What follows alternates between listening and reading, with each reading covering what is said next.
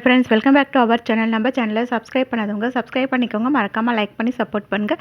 நாளைக்கான எபிசோடில் என்ன நடக்குது பார்த்தீங்கன்னா, ராணின்றவங்க கேர்டேக்கராக தமிழை பார்க்கறதுக்காக வீட்டுக்குள்ளே வருவாங்க. அப்போ பார்வதிலாம் வந்துட்டு யார் நீ யாரை பார்க்கணும் அப்படின்னு வந்து கேட்பாங்க. நான் ஆதி சாரை பார்க்கணும்னு சொல்லும்போது, அவரை எதுக்கு நீ பார்க்கணும், அவர் என்னோட மாப்பிள்ளை தான் அப்படின்னு வந்து பார்வதி சொல்லுவாங்க. அவர் தான் என்னை வர சொன்னார் அப்படின்வாங்க. வீட்டில் இருக்க எல்லாருமே வந்துருவாங்க. ராணிக்கிட்ட பார்த்தீங்கன்னா ஏட்டிக்கு போட்டியாக பேசிகிட்டு இருப்பாங்க. கரெக்டாக பாரதி வந்துட்டு யார் நீங்கள், உங்களுக்கு என்ன வேணும்னு விசாரிப்பாங்க. அப்போ ராணி வந்துட்டு இந்த மாதிரி தான்மா வரவங்களை என்னன்னு விசாரிக்கணும், அதை விட்டுட்டு இந்த வீட்டில் இருக்கவங்களுக்கு என்ன ஏதுன்னு கூட மரியாதை தெரியவே இல்லை அப்படின்வாங்க. சரி, என்ன விஷயமா வந்திருக்கீங்கன்னு பேசிகிட்டு இருக்கும்போது பார்த்தீங்கன்னா ஆதியும் கீழே இறங்கி வந்துடுவாங்க. பாரதி கிட்ட தமிழை பார்த்துக்கிறதுக்காக இவங்கள தான் நான் கேர்டேக்கராக வர சொல்லியிருக்கேன் அப்படின்னு வந்து சொல்லிட்டு இருப்பாங்க. உடனே பார்த்தீங்கன்னா வீட்டில் இருக்கிறவங்களாம் எதுக்காக இவ்வளோலாம் வர வச்சிருக்கிற, யார் என்னன்னு கூட தெரியாது அப்படின்வாங்க. அப்போ ஆதி வந்துட்டு என் ஃப்ரெண்டு வீட்டில் தான் வேலை செஞ்சுட்டு இருந்தாங்க, என் ஃப்ரெண்டு ஃபாரின் போனதுனால தமிழை பார்த்துக்கிறதுக்காக நான் வர சொல்லியிருக்கேன். ஏன்னா தமிழும் கீழே விழுந்து அடிபட்டிருக்காங்க, நாங்களும் ஆஃபீஸ்க்கு போய்டுறோம், பார்த்துக்க முடியல, அதனால தான் அவங்கள பார்த்துக்கிறதுக்காக நாங்கள் எங்களை வர சொல்லியிருக்கோம் அப்படின்னு வந்து சொல்லிட்டு இருப்பாங்க. அதை கேட்டால் எல்லாருமே பார்த்தீங்கன்னா முகம் ஒரு மாறி போய் பார்த்துட்டே இருப்பாங்க. அப்போ ராணி வந்துட்டு நீங்கள் கவலைப்படாதீங்க சார், நான் நல்லாவே குழந்தைய பார்த்துப்பேன் அப்படின்னு வந்து சொல்லிட்டு இருப்பாங்க.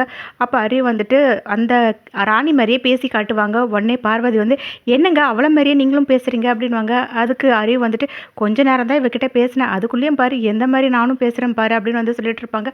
அப்போது அங்கே பவானி வந்து சொல்லிட்டு இருப்பாங்க, இவளால் தேவையில்லாத வீட்டில் எந்த ஒரு பிரச்சனையும் வரக்கூடாது பார்த்துக்கோங்க அப்படின்வாங்க. உடனே ராணி வந்துட்டு என்னால் எந்த ஒரு பிரச்சனையும் இந்த வீட்டில் வராது அப்படின்னு வந்து பேசிகிட்டு இருக்கும்போதே பார்த்தீங்கன்னா தமிழ் இறங்கி வருவாங்க. ஆதி வந்து தமிழ்கிட்ட உன்னை பார்த்துக்க வந்திருக்க கேர்டேக்கர் இவங்க தான் அப்படின்னு வந்து சொல்லிட்டு இருப்பாங்க. ராணியும் பார்த்தீங்கன்னா தமிழ்கிட்ட பேசிட்டு சாக்லேட்லாம் கொடுத்துட்டு சரி வாங்க நம்ம மேலே போய் விளையாடலாம்னு சொல்லிட்டு மேலே போயிடுவாங்க. எல்லாருமே அங்கேருந்து போனதுக்கப்புறம் ஆதி வந்து பாரதி கிட்ட தமிழை பார்த்துக்கிறதுக்கு ஆள் வந்தாச்சு, இனி எந்த ஒரு கவலையும் கிடையாது, நம்ம ஜாலியாக ஹனிமூன் ட்ரிப் கிளம்பி போகலாம், இன்றைக்கி எனக்கு மீட்டிங் இருக்குது, அதனால் நான் ரொம்ப தூரம் போயிட்டு வந்துடுவேன், நீங்களும் ஆஃபீஸ்க்கு போயிட்டு உங்களுக்கான லீவ் எல்லாமே சொல்லிட்டு வந்துடுங்க பாரதி அப்படின்னு வந்து சொல்லிடுவாங்க. நெக்ஸ்ட் இல்லை பார்த்தீங்கன்னா பாரதி ஆஃபீஸில் ஒர்க் பண்ணிட்டு இருப்பாங்க. அப்போ மலர் வந்து என்ன பாரதி ஒரு மாதிரி இருக்குது அப்படின்னு வந்து கேட்பாங்க. அப்போ பாரதியும் எனக்கு 1 வீக் லீவ் வேணும், ஹனிமூன் போக போகிறேன் அப்படின்வாங்க. அதை கேட்ட மலர் வந்து என்னடி 7 வயசில் பொண்ணு வச்சுட்டு ஹனிமூன் போக போகிற சொல்கிறியா அப்படின்னு வந்து கேட்பாங்க.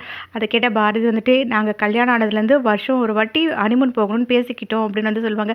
அதை கேட்ட மலர் வந்து இது நல்ல ஐடியாவாக இருக்கே, என் கல்யாணத்தில் நானும் அப்ளை பண்ணிக்கிறேன் அப்படின்னு வந்து சொல்லிட்டு இருப்பாங்க.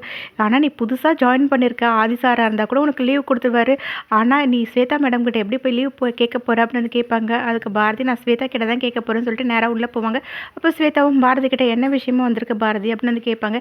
எனக்கு 1 வீக் லீவ் வேணும் அப்படின்வாங்க.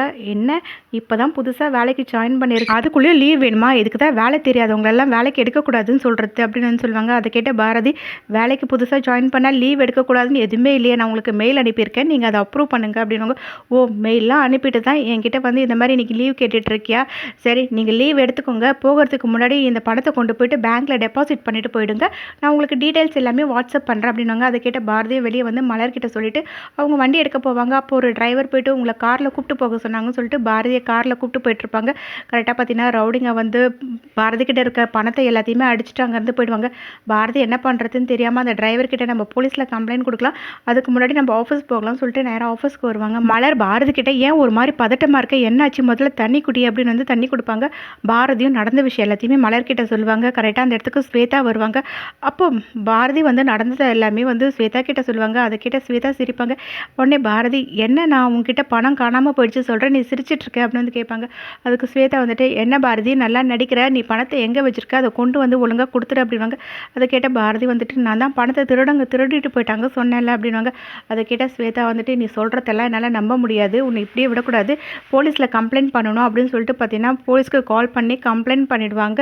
பார்த்தீங்கன்னா பாரதி என்ன பண்ணுறதுன்னு தெரியாமல் முழிச்சிட்டு இருக்கும்போது மலர் வந்து வா அப்படின்னு கூப்பிட்டு போயிட்டு பொறுமையாக உட்காந்து யோசிக்கலாம் அப்படின்னு சொல்லிட்டு இருப்பாங்க. பாரதி ரொம்ப டென்ஷனாக ஆதியோட நம்பருக்கு கால் பண்ணுவாங்க. நம்பர் நாட் ரீச்சபிள் வரும். என்ன ஆதி உங்கள் நம்பர் நாட் ரீச்சபிள் வருது, இங்கே இவ்வளோ பெரிய பிரச்சனையில் மாட்டிகிட்டு இருக்கேன், என்ன பண்ணுறதுன்னு தெரியவே இல்லையே டென்ஷன் ஆகிட்டு இருப்பாங்க. கரெக்டாக பார்த்தீங்கன்னா போலீஸும் வந்து ஆஃபீஸ்க்கு வந்துடுவாங்க. அப்போ ஸ்வேதா வந்துட்டு இவ தான் பாரதி, இவன் மேலே தான் நான் கம்ப்ளைண்ட் பண்ணேன் அப்படின்னு சொல்லுவாங்க. அப்போ இன்ஸ்பெக்டரும் பார்த்தீங்கன்னா பாரதி கிட்டே என்னம்மா பணத்தை எங்கே வச்சிருக்க அப்படின்னு வந்து விசாரிப்பாங்க. அதை கேட்ட பாரதி அப்படியே டென்ஷனாகி பயந்துட்டு இருப்பாங்க. இப்படி இந்த எபிசோட் 2 ஆகும். நெக்ஸ்ட் எபிசோடில் என்ன நடக்கு தெரிஞ்சுக்க நம்ம சேனல் லைக் பண்ணி ஷேர் பண்ணுங்கள், மறக்காமல் சப்ஸ்கிரைப் பண்ணிக்கோங்க. தேங்க்யூ.